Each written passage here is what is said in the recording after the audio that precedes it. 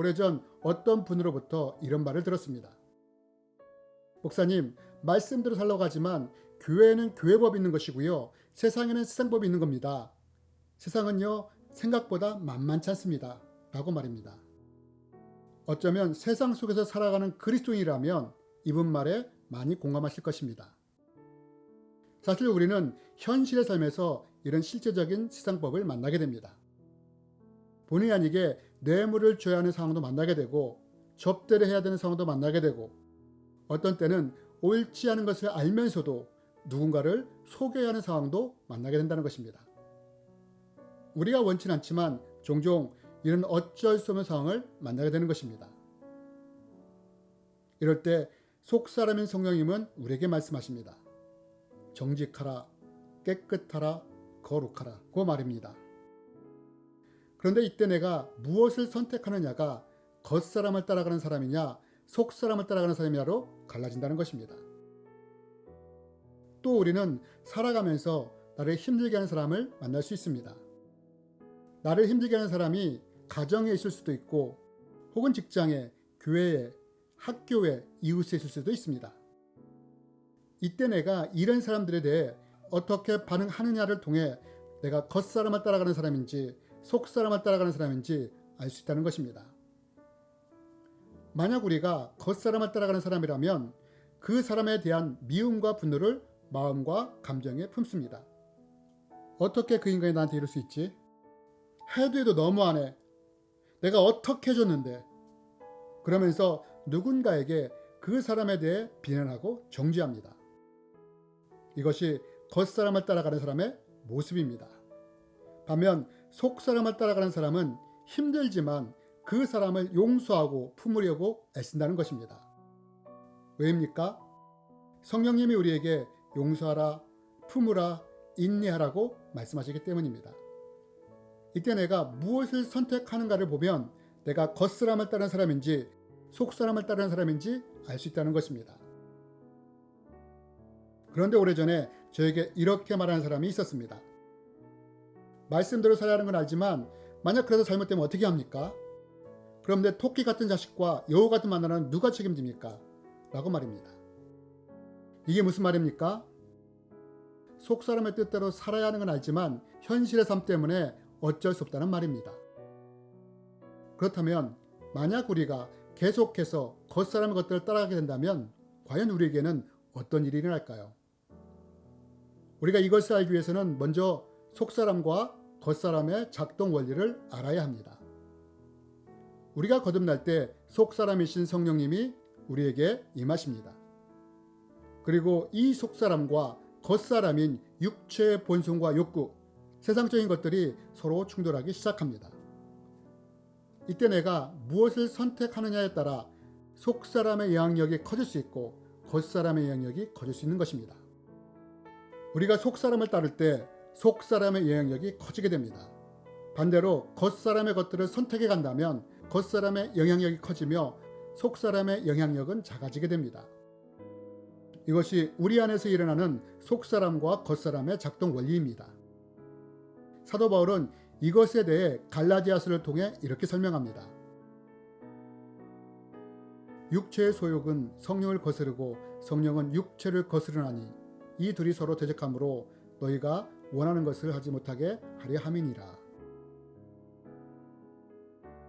사도 바울은 겉사람인 육체의 것과 속사람이신 성령님이 서로 대적한다고 말합니다. 이럴 때 내가 무엇을 선택하느냐에 따라 속사람이신 성령님의 영향력이 커질 수 있고 반대로 겉사람의 영향력이 커질 수 있다는 것입니다. 그런데 만약 우리가 겉사람의 육신적인 것들, 세상적인 것들을 따라가게 된다면 어떻게 될까요? 이때 사도 바울이 우려하던 일이 일어나게 됩니다. 그게 무엇입니까? 바로 성령님이 근심하시기 시작한다는 것입니다. 하나님의 성령을 근심하게 하지 말라. 그 안에서 너희가 구속의 날까지 인치심을 받았느니라. 이것이 우리가 겉사람을 따라갈 때 일어나는 일입니다.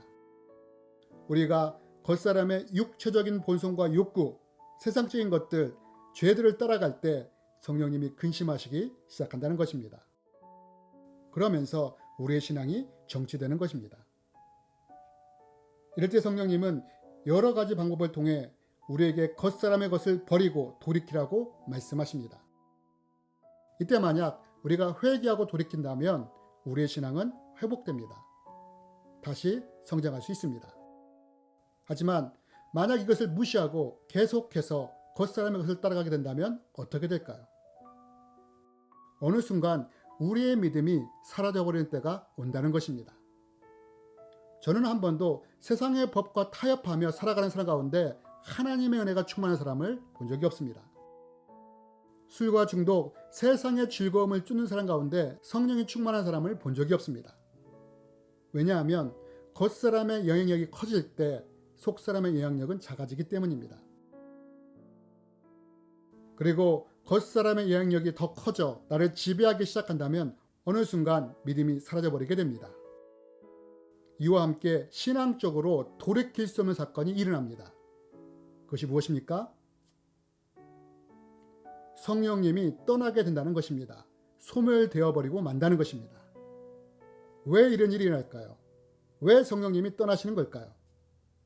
그것은 우리가 예수님을 믿을 때 성령님이 우리 안에 임하시는데 우리가 그 믿음을 잃어버릴 때 성령님이 더 이상 우리 안에 거할 권리가 사라지기 때문입니다. 그래서 성령님이 우리가 믿음을 잃을 때 떠나시게 되는 것입니다. 사도 바울이 우려했던 성령님의 소멸이 일어나 버리게 되는 것입니다. 이것이 우리가 겉사람의 육체적인 본성과 욕구, 세상적인 것들을 따라가며 그것이 나를 지배할 때 일어나는 일입니다.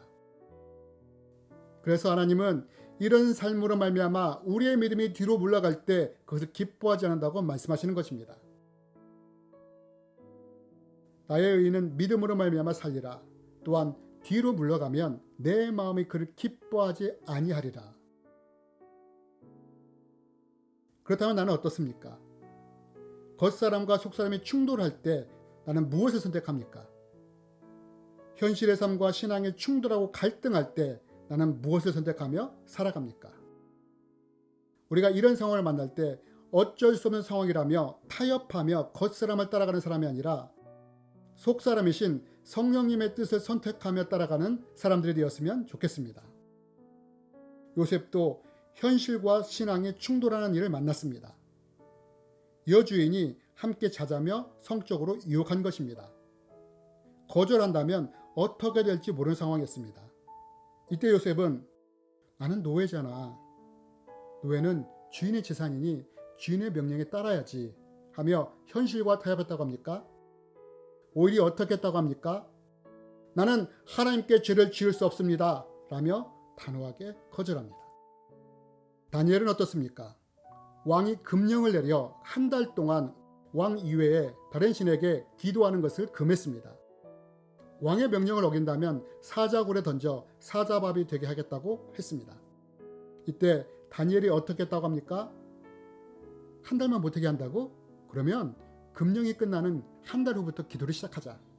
한 달 후에는 아예 금식하면서 더 많이 기도하자. 라면서 세상과 현실과 타협했다고 합니까?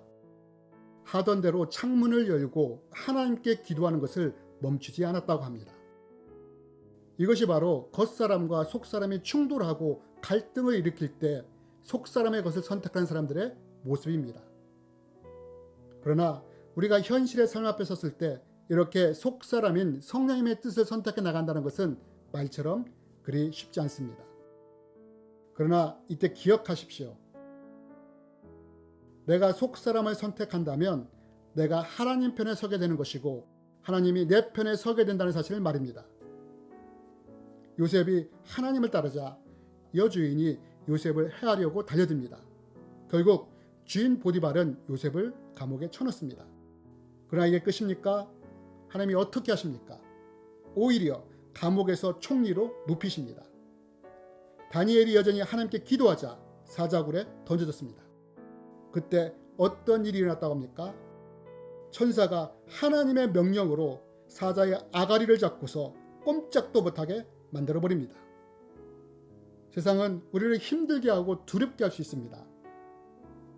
이로 인해 겉사람과 속사람이 충돌하며 갈등을 일으킬 수 있습니다. 그러나 이때 꼭 기억하십시오.